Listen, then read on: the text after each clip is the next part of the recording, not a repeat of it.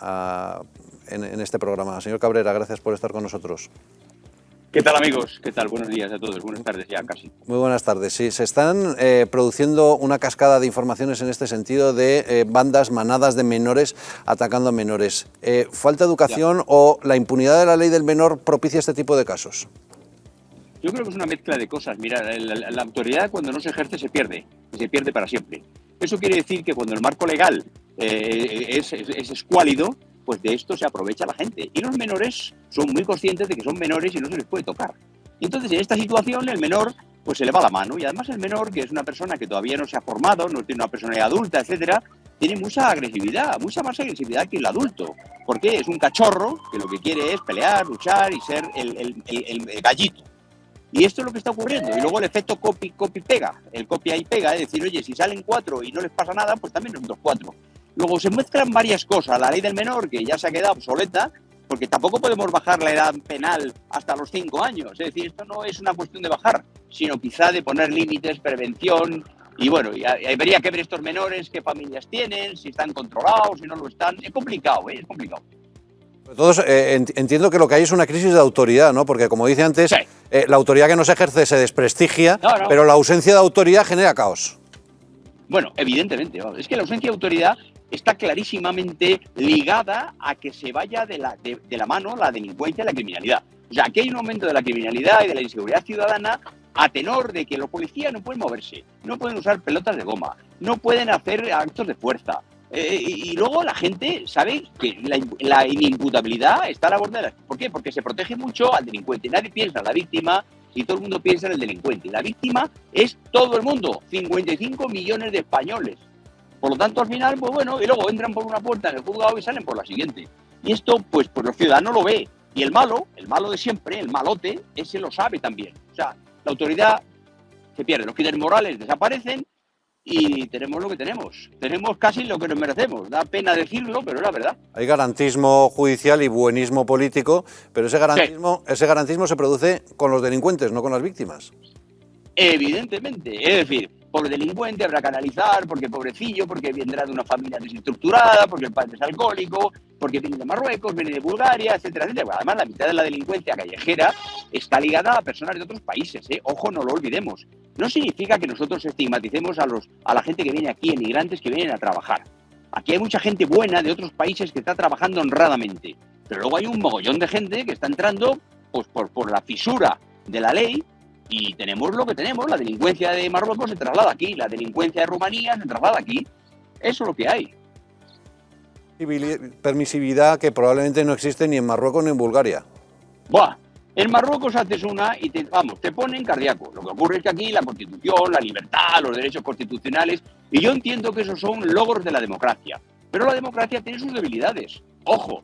La democracia, que no es un nivel ideológico, no es un sistema moral, ni es un sistema para descubrir la verdad, es un sistema político nada más, pues tiene sus debilidades. Entonces, claro, tú vete en la Meca a robar algo, te cortan la mano a la tercera. Ahora, no vamos a cortar la mano aquí a nadie, pero la ley hay que aplicarla y la policía tiene que tener poder, el poder de la gente de la autoridad.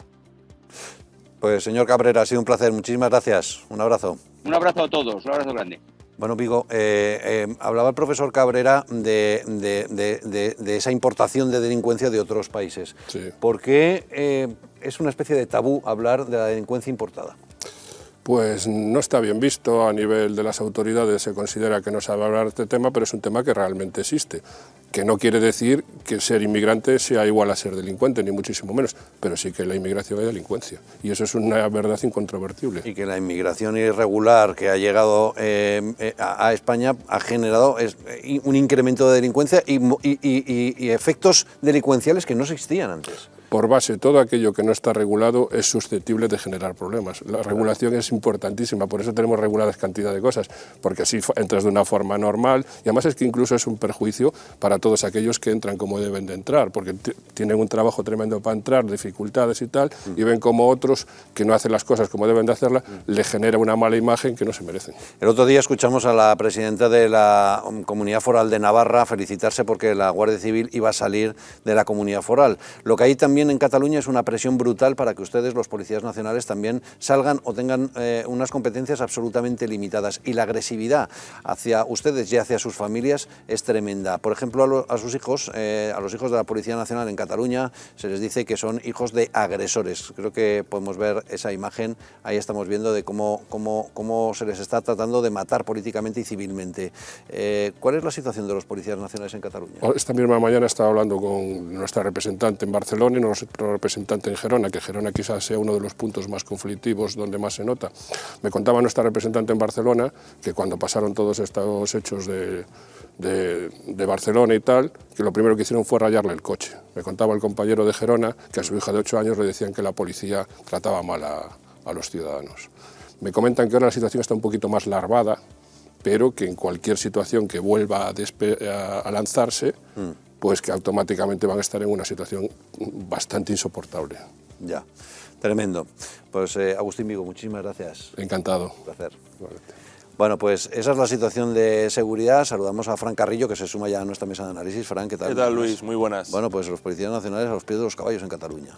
Es increíble que en una democracia, en un Estado de Derecho, tengamos que debatir esto como si fuera una anormalidad. Es decir, las fuerzas y cuerpos de seguridad del Estado en barbecho, no por los enemigos de las mismas, es decir, por los delincuentes, sino por el propio gobierno, que debería ser los primeros en proteger precisamente los derechos y libertades de quienes nos protegen a nosotros para que podamos mantener las nuestras. Y lo paradójico es que cuando tú escuchas a determinados representantes en Navarra, en el País Vasco o en Cataluña, que son socios de este gobierno absolutamente de frenopático y que actúa con felonía acusada, bueno, es que la Guardia Civil debe irse y la policía debe irse de esta tierra. Cuando esa locura política o ideológica se impone y no hay nadie que la frena, es cuando el Estado de Derecho se rompe. Claro. Ya no es cuestión de que la policía esté más o menos desprotegida, es que se ha celebrado estos días que pueda llegar a implantarse legislativamente la ley que quita autoridad a los que tienen la autoridad, es decir, que España sea un paraíso delincuencial. ¿Quiénes defienden eso? Los delincuentes morales que están en las instituciones. Claro. Delincuente protege a delincuente. Es decir, no están desprotegiendo a la policía personas con una honestidad manifiesta, con una trayectoria impoluta y con una moral que no puede ser criticable. Quienes defienden que la policía no tenga autoridad son delincuentes políticos y morales, gente que ha robado, que se ha corrompido, que se va de prostíbulos, que utiliza el dinero público para malversarlo. Es decir, esos son los que quieren que haya delincuencia en las calles.